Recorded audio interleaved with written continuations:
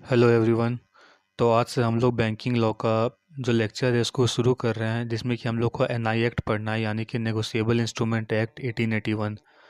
ये जो मैंने नोट्स बनाया है इसको आप क्लास नोट्स ही बोल सकते हो या फिर एग्ज़ाम नोट्स ही बोल सकते हो। और जो ये मैंने नोट्स बनाया है वो एग्ज़ाम को देख कर ही बनाया है। आप ये जो नोट्स आप इसको एग्ज़ाम में लिख सकते हो डायरेक्टली, आपको नंबर अच्छे मिल जाएंगे और नंबर बिल्कुल भी नहीं कटेंगे।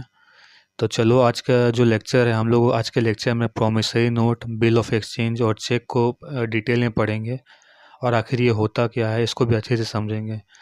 तो चलो ज़्यादा समय बर्बाद नहीं करते हैं, डायरेक्ट लेक्चर को समझते हैं। सबसे पहले समझते हैं प्रोमिसरी नोट क्या होता है। It is a signed document containing a written promise to pay a stated sum of money to a specified person और the bearer at the specified date और डिमांड। देखो, ये एक प्रॉमिस होता है। प्रॉमिसरी नोट नाम से ही पता चल रहा है कि ये एक प्रॉमिस होता है जो कि दूसरे पर्सन को किया जाता है। लेकिन ये जो प्रॉमिसरी होता है या प्रॉमिसरी नोट होता है, ये एक रिटन फॉर्म में होता है। अब इसका ज़रूरत पड़ा कहाँ पे, इसको मैं प्रैक्टिकली समझाता हूँ, ठीक है। जैसे मान लो आप दिल्ली में रहते हो और आपने 5 लाख रुपए का कोई सामान खरीदा मुंबई से। तो आप 5 लाख रुपए को कैश लेकर के नहीं ले जाना चाहते हो, अपने साथ कैश नहीं ले जाना चाहते हो। तो इसके बदले आप क्या करते हो, मुंबई जाते हो और वहाँ के जो डीलर है जिससे कि आप सामान लेते हो उसको आप बोलते हो कि भाई मैं कैश लेकर नहीं आया हूँ, हम लोग एक प्रॉमिसरी नोट बनाते हैं जिसमें से कि मैं आपको प्रॉमिस कर रहा हूँ कि मैं आपको 5 लाख रुपए दे दूंगा, ठीक है। तो वो एग्री कर देता है। लेकिन इसका क्या है कि प्रॉमिसरी नोट जो होता है इसका कुछ एसेंशियल होता है, कुछ कंडीशन होता है जो कि फुलफ़िल करना होता है। आप ऐसा नहीं कि आप कुछ भी लिख दोगे कि हाँ मैं आपको प्रॉमिस कर रहा हूँ 5 लाख रुपए दे दूंगा, ऐसा नहीं है। इसका एक फॉर्मेट होता है और उस फॉर्मेट में कुछ इंपॉर्टेंट पॉइंट्स लिखा हुआ होना चाहिए, है ना। तभी उस वो वैलिड माना जाएगा। तो यही लिखा हुआ है कि ये एक साइन डॉक्यूमेंट होता है जिसमें कि आपको साइन करना होता है और इसमें प्रॉमिस लिखा हुआ रहता है। प्रॉमिस कि कितना अमाउंट देना है, कब देना है, सब कुछ लिखा हुआ रहता है। और द बियरर, बियरर यानी कि जिसको आपको पैसा देना है, यानी कि जो जिससे कि आपने सामान लिया है, एट द स्पेसिफाइड डेट और डिमांड। इसमें कि स्पेसिफाइड जो डेट है कि कब देना है पैसा, आपने समय ले लिया कि मैं आपको 5 दिन के बाद आपको 5 लाख रुपए दे दूंगा, तो आपने टाइम ले लिया है। तो ये जो नोट है, प्रॉमिसरी नोट है, इसमें आपको टाइम भी मेंशन करना होगा। तो इसका कैरेक्टरिस्टिक्स क्या है, इसका जो कैरेक्टरिस्टिक्स है मैंने आगे लिखा है, गलती से मैंने लिखना छोड़ छोड़ दिया था यहाँ पे। देखो कैरेक्टरिस्टिक क्या है कि पहले तो पार्टी सर्टेन होना चाहिए। प्रॉमिसरी नोट में सबसे इम्पोर्टेंट कंडीशन यही है कि पार्टीज पता होना चाहिए। यहाँ पे मेनली दो ही पार्टीज होता है, प्रॉमिसरी और दूसरा, और जिसने मतलब जो प्रॉमिस कर रहा है और दूसरा जिसको प्रॉमिस कर रहा है। तो there are two parties on the promissory note, ठीक है। सबसे इम्पोर्टेंट फैक्टर तो यही है। A note can not be made payable to the maker himself, such a note is nullity. मतलब वो खुद को अपने नाम पे प्रॉमिसरी नोट नहीं बना सकता। मान लो आपने खुद को बोल रहे हो कि मैं खुद को 5 लाख रुपए दूंगा 5 तारीख को, तो ये क्या है, ये कोई वैलिड है ही नहीं भाई, ये तो कुछ मतलब ही नहीं बनता है इसका। The reason being that same person is the promissory and the promissory. मतलब सेम पर्सन ही प्रॉमिसरी भी हो जाएगा, प्रॉमिस भी हो जाएगा। मतलब समझो ना, आप एग्जांपल से ही समझो कि आप खुद को प्रॉमिस कर रहे हो कि मैं खुद को प्रॉमिस कर रहा हूँ कि मैं कल से पढ़ने बैठूंगा, तो आप खुद को क्या प्रॉमिस कर रहे हो, ये तो कोई मतलब ही नहीं बनता है इसका। Thus a promissory note, I promise to pay myself ₹5,000 on the second date of the next month is not valid on a promissory note. यही यहाँ पे लिखा हुआ है कि आई promise to pay myself 5,000 on the second date of next month. मतलब मैं खुद को 5,000 रुपये दूंगा, ये मैं खुद को प्रॉमिस कर रहा हूँ, ऐसा नहीं होता है। यहाँ पे दो दो पार्टीज होती है, पहला प्रॉमिसरी, प्रॉमिसरी जो प्रॉमिस करता है, दूसरा होता है प्रॉमिसी जिसको कि प्रॉमिस किया जाता है। सेकंड फैक्टर यहाँ पे ये है कि अदर देन बैंक नोट और करेंसी नोट। मतलब आप जो प्रॉमिसरी नोट बनाते हो वो एक डॉक्यूमेंट होता है, ना कि आप उसमें कैश से, इसमें कोई भी बैंक का नोट से लेना देना नहीं होता। यहाँ पे कोई करेंसी जैसे कि रुपीज़, डॉलर, ये सब से यहाँ पे कोई मतलब नहीं है। आप बस प्रॉमिस कर रहे हो कि आप समय आने पे उसको पूरा पेमेंट कर दोगे। यहीं पे लिखा हुआ है कि अदर देन बैंक नोट और करेंसी नोट के अलावा। करेंसी और bank note can not be considered a promissory note. They are not merely securities for money, but they themselves are money and legal tender for money represented by them. मतलब आप उसको security नहीं दे रहे हो। मतलब अगर आपने उसको 5 लाख रुपए देना है तो आप उसको 1 लाख रुपए दे करके प्रॉमिस नहीं कर सकते हो कि बाकी का 4 लाख रुपए तुम बाद में ले लेना। नहीं, ऐसा नहीं होता है। ठीक है, आप प्रॉमिस कर रहे हो तो पूरा प्रॉमिस करो कि मैं आपको रिटर्न डॉक्यूमेंट में लिख कर दे रहा हूँ कि 5 लाख रुपए मैं समय आने पे आपको दे दूंगा। आप ऐसा नहीं कर सकते कि आप 1 लाख रुपए अभी दे रहे हो और उसको प्रॉमिस कर दिए, ओरली प्रॉमिस कर दिए कि तुम अभी 1 लाख रुपए ले लो और बाकी का 4 लाख रुपए बाद में ले लेना। ये नहीं होगा ऐसा। ठीक है, ठीक है, ये 2 पॉइंट हो गया। अब हम अच्छा हाँ, थर्ड थर्ड पॉइंट भी है। तीसरा है स्टैंपिंग, जो कि बहुत बहुत ही ज़्यादा इंपॉर्टेंट फैक्टर करता है प्रोमिसरी नोट को वैलिडेट करने के लिए। A promissory note must be properly stamped in accordance with the provision of the Indian Stamp Act, and the stamp must be duly cancelled by the maker's signature or the initial of such stamp or otherwise। मतलब जब आप promissory note बना दिए, ये सब सारा essential fulfil कर दिए, तो उसमें क्या करना होगा कि आपको पहले स्टैम्प चिपकाना होगा। मतलब जो होता है ना इंडियन स्टैम्प, वो स्टैम्प चिपका करके और उस स्टैम्प के ऊपर अपना सिग्नेचर करना होगा, क्रॉस सिग्नेचर। मतलब स्टैम्प आधा सिग्नेचर स्टैम्प के बाहर होना चाहिए और आधा सिग्नेचर स्टैम्प के ऊपर होना चाहिए। और ये सिग्नेचर करेगा कौन? मेकर, यानी कि जो प्रॉमिस कर रहा है। ठीक है, अब हम लोग समझते हैं कि बिल ऑफ एक्सचेंज क्या होता है। अच्छा हाँ, प्रोमिसरी नोट जो है वो सेक्शन 4 में डिफाइन किया गया है नेगोशिएबल इंस्ट्रूमेंट एक्ट का। अब बिल ऑफ एक्सचेंज क्या होता है? बिल ऑफ एक्सचेंज ये सेक्शन 5 में डिफाइन किया गया है एनआई एक्ट का, यानी नेगोशिएबल इंस्ट्रूमेंट एक्ट का। अच्छा हाँ, आप लोगों बहुत लोगों को नहीं पता होगा कि नेगोशिएबल इंस्ट्रूमेंट एक्ट आखिर होता क्या है। देखो, नेगोशिएबल का मतलब होता है ऐसा डॉक्यूमेंट, और इंस्ट्रूमेंट का मतलब होता है ट्रांसफरेबल। मतलब ऐसा डॉक्यूमेंट जिसको कि ट्रांसफ़र किया जाता है, उसी को कहते हैं नेगोशिएबल इंस्ट्रूमेंट। जैसे कि प्रोमिसरी नोट है, बिल ऑफ एक्सचेंज है, चेक है, ये सब नेगोशिएबल इंस्ट्रूमेंट का पार्ट है। यानी कि इसको हम लोग ट्रांसफ़र कर सकते हैं, एक पर्सन से दूसरे पर्सन को दे सकते हैं। अब समझते हैं कि बिल ऑफ एक्सचेंज क्या होता है। In a bill of exchange one party makes an order to another person. देखो, यही यहाँ पे बहुत इंपॉर्टेंट फैक्टर है कि यहाँ पे ऑर्डर दिया जाता है। बिल ऑफ एक्सचेंज में ऑर्डर देते हैं और वहीं पे प्रोमिसरी नोट में प्रॉमिस किया जाता है, एक पर्सन दूसरे पर्सन को प्रॉमिस करता है।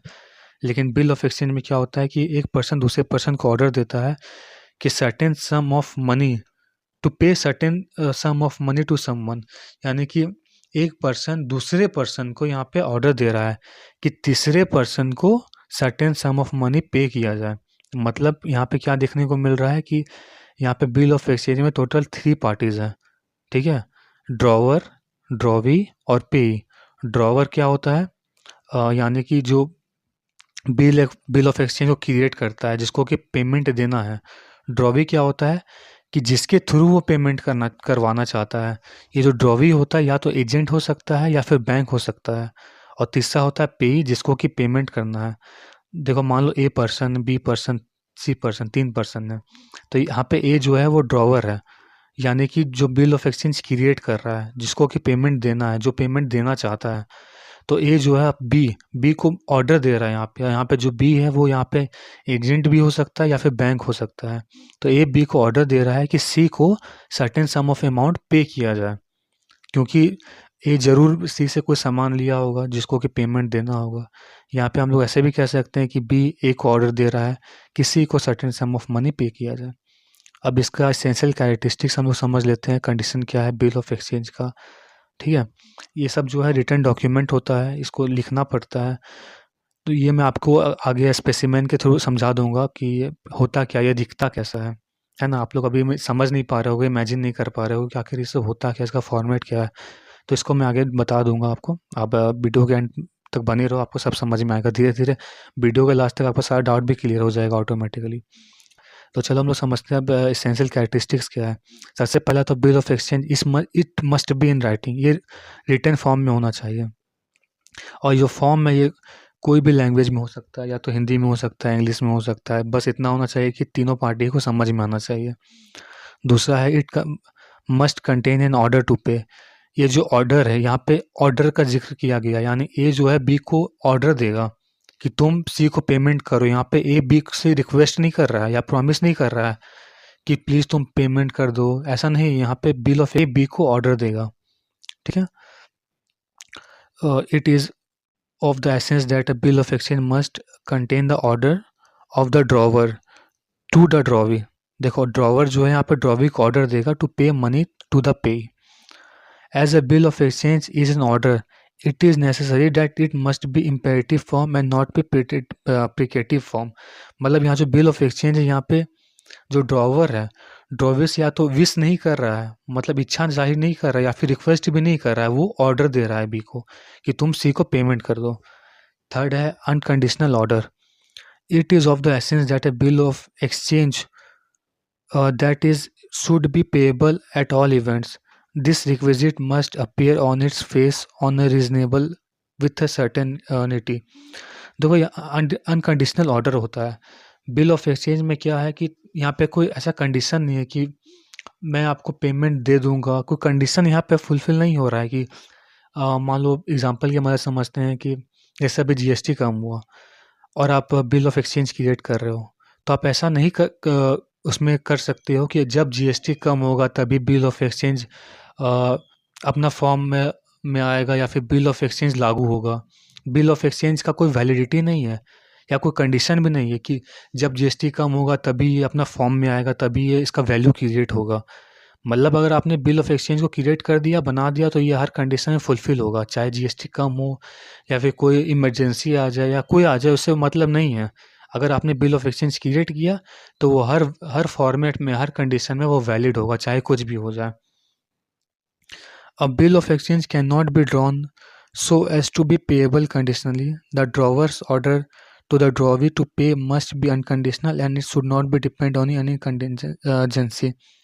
मतलब ड्रॉवर जो है ड्रॉवी को जो ऑर्डर देता है कि तुम सी को पेमेंट कर दो, वो अनकंडीशनल होता है, वो हर कंडीशन में फुलफिल होता है। यहाँ पे कोई कंडीशन का बात ही नहीं है कि कोई भी प्रॉब्लम हो गया तो तुम पेमेंट रोक देना या कुछ ही प्रॉब्लम नहीं है, ऐसा कुछ नहीं है यहाँ पे। ठीक है।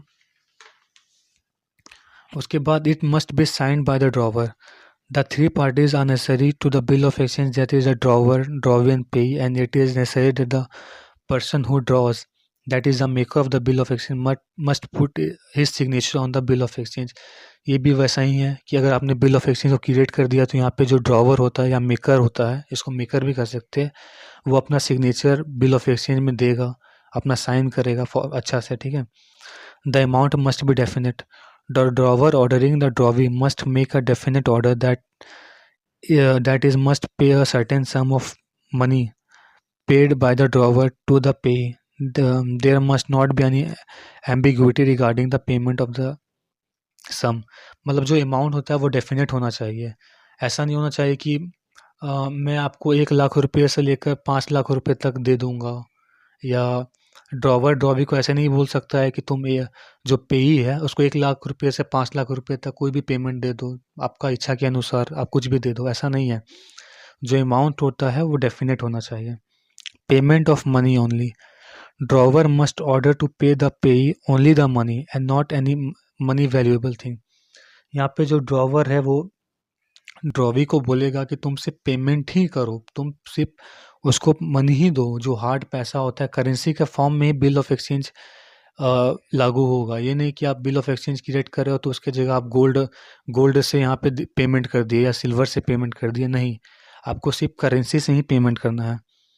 उसके बाद है पार्टी शुड बी डेफिनेट। यहाँ पे पार्टीज जो डेफिनेट होना चाहिए।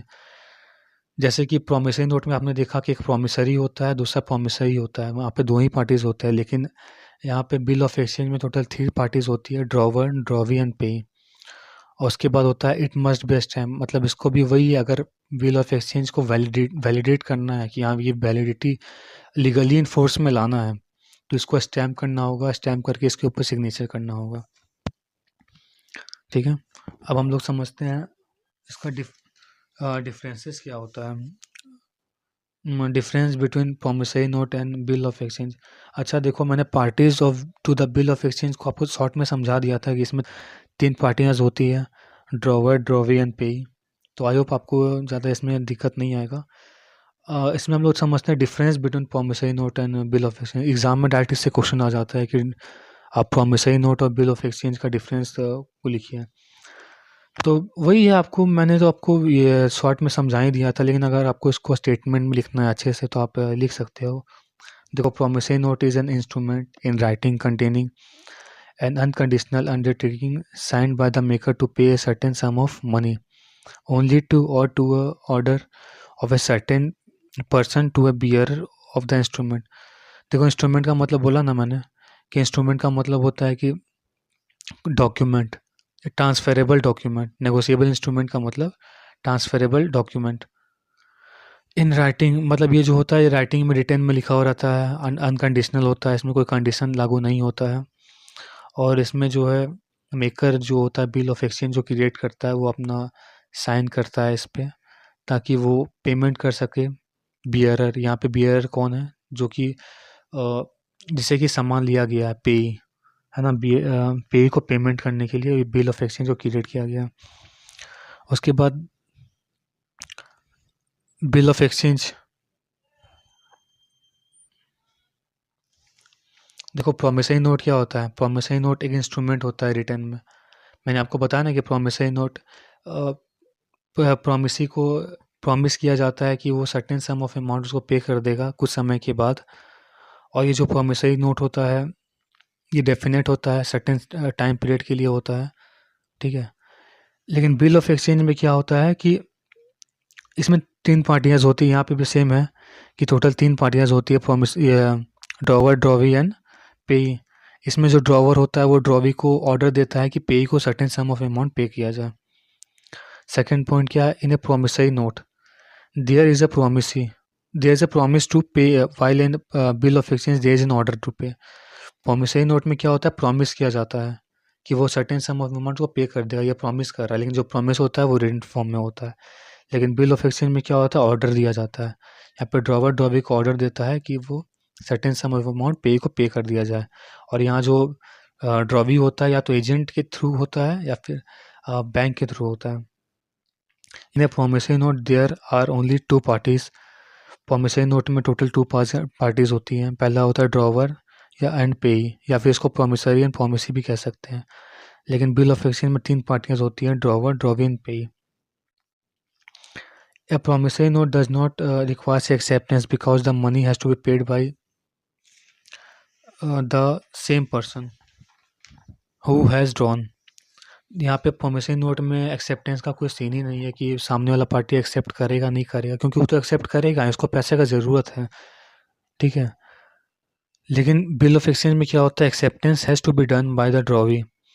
लेकिन बिल ऑफ एक्सचेंज में क्या होता है कि जो ड्रॉवी होता है, जो कि बैंक हो सकता है या फिर एजेंट हो सकता है, वो ऑर्डर को एक्सेप्ट करेगा या रिजेक्ट भी कर सकता है। मान लो, जो इसको मैं समझाता हूँ, मान लो ड्रॉवर है, वो बैंक को बोला कि तुम पे को पेमेंट कर दो, लेकिन यहाँ पे बैंक के पास ऑप्शन है, वो तो या तो आपका ऑर्डर को एक्सेप्ट कर सकता है या रिजेक्ट कर सकता है। एक्सेप्ट ऐसे कर सकता है कि अगर आपके, रिजेक्ट ऐसे कर सकता है कि अगर आपके अकाउंट में पैसे ही नहीं है तो कैसे पेमेंट करेगा। या फिर एजेंट भी, अगर यहाँ पे मान लो एजेंट है, तो एजेंट भी तो मना कर सकता है कि उसके पास पेमेंट है ही नहीं, तो पेमेंट पे को कैसे करेगा, है ना। देखो, specimen of bill of exchange. Bill of exchange आखिर होता क्या है? देखो, ये मैंने फॉर्मेट बताया है कि शुरू में मिस्टर ए जो ड्रॉवर है यहाँ पे, वो अपना इंफॉर्मेशन दे रहा है। ड्रॉवर अपना बारे में बता रहा है यहाँ पे, फिर यहाँ पे पैसे के बारे में बता रहा है, पार्टीज के बारे में बता रहा है। मिस्टर सी यहाँ पे ड्रॉवी हो गया। देखो, यहाँ पे पहला तो अमाउंट डेफिनेट हो गया, पार्टियाँ डेफिनेट हो गई, फिर लास्ट में स्टैम्प यहाँ पे लगना चाहिए या फिर सिग्नेचर होना चाहिए, ये भी कंडीशन फुलफिल हो रहा है ना। तो ये बिल ऑफ एक्सचेंज का स्पेसिमेन है, यानी कि ये होता कैसा है। अब समझते हैं हम लोग चेक क्या होता है। चेक क्या है? सेक्शन नेगोशिएबल इंस्ट्रूमेंट एक्ट का सेक्शन 6 में चेक को डिफाइन किया गया है। A cheque is a bill of exchange drawn on a specified banker and not express to be payable otherwise than on demand, and it includes electronic image of truncated check and a check in the electronic form। Cheque क्या होता है? Check को भी bill of exchange कह सकते हैं, ठीक है। Actually all cheques are bill of exchange. अच्छा, ये हम लोग बाद में आगे पढ़ रहे हैं, ठीक है। आगे मैं ये पॉइंट, इंपॉर्टेंट पॉइंट बताना चाह रहा था, लेकिन ये मैंने आगे लिखा हुआ है, मैं उसको बता दूंगा। चेक क्या है कि चेक तो आपको पता ही है, आपने चेक तो देखा ही कभी, आपने बैंक से विड्रॉल या फिर किसी को डिपॉजिट करते हुए देखा ही होगा। तो चेक क्या होता है? चेक हम लोग बैंक के लिए बनाते हैं, बैंक को देने के लिए, ताकि आप ट्रांजैक्शन कर सकें। और ये इलेक्ट्रॉनिक फॉर्म में होता है। आपने कभी देखा होगा कि चेक को वेरीफाई करने के लिए ना उसके ऊपर कोई क्या बोल सकते हैं उसको, एक लिक्विड आता है, लिक्विड से वेरीफाई किया जाता है कि चेक ओरिजिनल है या नहीं। और ये इलेक्ट्रॉनिक फॉर्म में भी हो सकता है। आपने इलेक्ट्रॉनिक चेक तो देखा ही होगा, अगर नेट बैंकिंग करते हो तो उसमें चेक इलेक्ट्रॉनिक फॉर्म में भी आता है। ठीक है। देखो, मैं ये कह रहा था उस समय कि every cheque is a bill of exchange, but every bill of exchange is not a cheque, because in case of cheque the drawee must always be a specified banker. देखो, चेक में क्या होता है कि जो ड्रॉवी होता है वो सिर्फ बैंक ही है, हो सकता है बैंकर बोलो या फिर बैंक बोलो, बात एक ही है। यहाँ पे जो चेक होता है, यहाँ पे भी तीन पार्टियाज होती हैं, ड्रॉवर, ड्रॉवी एंड पेई। लेकिन यहाँ पे जो ड्रॉवी होता है वो बैंक ही होता है। ठीक है। लेकिन बिल ऑफ एक्सचेंज में क्या होता था कि ड्रॉवी या तो बैंक हो सकता था या फिर एजेंट हो सकता था। But in case of bill of exchange it is not necessary that the drawee will always be a specified bank. It may be a specified banker और एनी ऑथराइज्ड पर्सन, कोई भी ऑथराइज्ड पर्सन हो सकता है, और any authorised person by the drawer और any agent of the drawer. कोई भी ड्रॉवर जो होता है, ड्रॉवर मतलब जो पेमेंट करता है, जो बिल ऑफ एक्सचेंज या चेक को ड्रॉ बनाता है, उसका कोई ऑथराइज्ड पर्सन होता है। ठीक है। जैसे इसको प्रैक्टिकली मैं समझाता हूँ। मान लो कोई ये आपने तारक मेहता का उल्टा चश्मा देखा ही होगा। सिंपल भाषा में समझते हैं। जो जेठालाल है वो चेक बनाता है, वो ड्रॉवर है। अब वो जो है बागा को या नट्टू काका को चेक लेकर के बेचता है कि जाओ टोनी टीवी को जो शोरूम है उसको 5 लाख रुपए दे दो। तो यहाँ पे जो नट्टू काका और बागा है वो क्या है, वो एजेंट है, जेठालाल के ऑथराइज्ड एजेंट है या फिर ड्रॉवी है। ठीक है। और जो यहाँ पे टोनी टीवी का जो मालिक हो गया वो पे ही हो गया, जेठालाल टोनी टीवी का मालिक को पेमेंट कर रहा है। ठीक है। ये पूरा प्रैक्टिकल, ये पूरा देसी भाषा में मैंने आपको समझाया। अगर आपको एग्ज़ाम में अगर सिर्फ चेक को डिफाइन करने के लिए आता है, एग्ज़ाम में चेक को डिफाइन करो, उसका कंडीशन लिखो, तो आप सेम ये बिल ऑफ एक्सचेंज का जो कंडीशन है वही लिख सकते हो। लेकिन यहाँ पे सिर्फ दो इम्पोर्टेंट पॉइंट आपको ध्यान देने की ज़रूरत है चेक में, कि यहाँ पे drawee always be a bank. Drawee जो होता है सिर्फ बैंक होगा, और इसमें जो है स्टैम्प का रिक्वायरमेंट नहीं होता है। बिल ऑफ एक्सचेंज में और प्रोमिसरी नोट में स्टैम्प करना आपको कंपलसरी है, लेकिन चेक में स्टैम्प करना कंपलसरी नहीं है, मतलब करते ही नहीं है स्टैम्प। ठीक है। वो जो होता है बैंक करता है वेरीफाई करने के लिए, आप खुद से स्टैम्प नहीं करते हो। और यहाँ पे जो ड्रॉवी होता है वो बैंक ही हो सकता है, यहाँ पे कोई एजेंट नहीं होता है चेक का कंडीशन में। आई होप आपको वीडियो अच्छा लगा हो और समझ में आया हो। अगर आपको वीडियो अच्छा लगा तो अपने दोस्तों के, मैं इस चैनल पे अब बैंकिंग लॉ का जो सारा लेक्चर जो है उसको अपलोड करूँगा, तो आप चैनल को ज़रूर से सब्सक्राइब कर लो ताकि आपका कोई लेक्चर मिस ना हो। Thank you.